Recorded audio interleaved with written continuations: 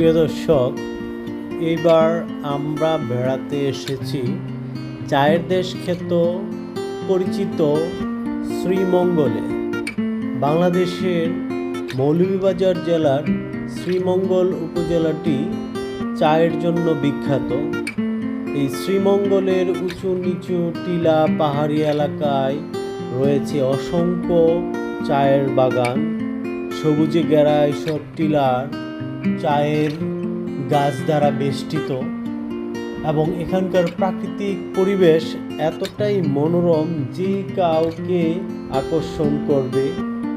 কেউ যদি একবার এখানে এসে থাকে তার আর অন্য কোথাও ফিরে যেতে মনে চাবে না।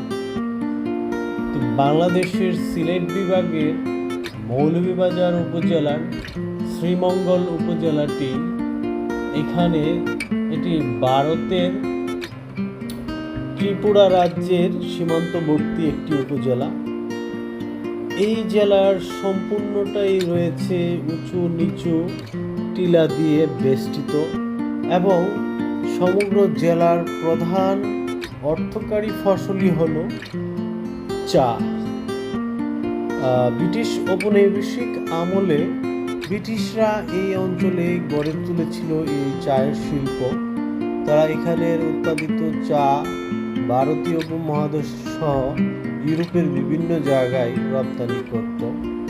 সেই প্রেক্ষাপটেই এবং সেই পরিকল্পনা থেকে ব্রিটিশরা এখানে গড়ে তুলেছে অসংখ্য চায়ের বাগান এবং এই চায়ের বাগানে কাজ করে এখানকার চা শিল্পীরা এবং চা বাগানকে ঘিরে গড়ে ওঠা এখানে প্রাকৃতিক বৈচিত্র্য হয়ে উঠেছে ভ্রমণ বিলাসী মানুষের জন্য একটি অসাধারণ গন্তব্য।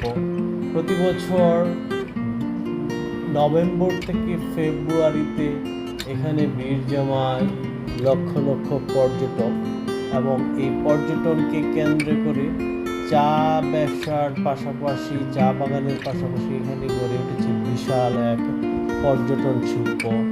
এখানে গড়ে উঠেছে এই শ্রীমঙ্গলে গড়ে উঠেছে অসংখ্য রিসোর্ট এবং পর্যটন কেন্দ্র। তার মধ্যে অন্যতম এবং পুরানো হলো ট্রি রিসোর্ট।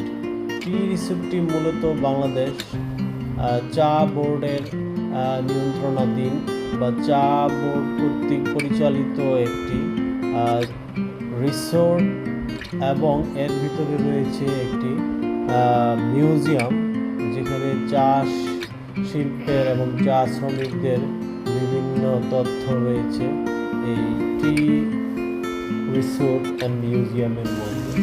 এবং টি রিসোর্টের পাশেই এখানে গড়ে উঠেছে একটি আধুনিক রিসোর্ট যার নাম হলো গ্র্যান্ড সুলতান টি রিসোর্ট, যেটি একটি 5 স্টার মানের রিসোর্ট। এটি অত্যন্ত নান্দনিক এবং আধুনিক উপায়ে এবং অত্যন্ত লাক্সারিয়াস আর্কিটেকচার নিয়ে গড়ে তোলা হয়েছে এবং এই রিসোর্টটির ভিতরে রয়েছে সকল ধরনের সুযোগ সুবিধা।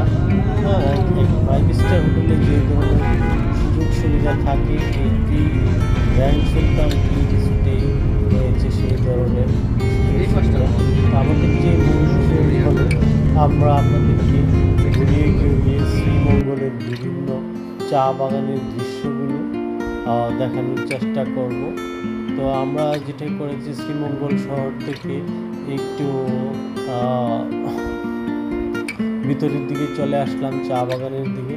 এখানে ফিলনেটি সহ আরও অসংখ্য চা বাগান রয়েছে এবং এই চা বাগানের পাশে রয়েছে চা বাগানে কাজ করা শ্রমিকদের আবাসিক এলাকা, ঘর বাড়ি এবং বর্তমানে চা শ্রমিকদের ছেলে মেয়েদের পড়াশোনার জন্য এখানে রয়েছে স্কুল এবং তাদের প্রার্থনার জন্য রয়েছে এখানে গির্জা ও মন্দির।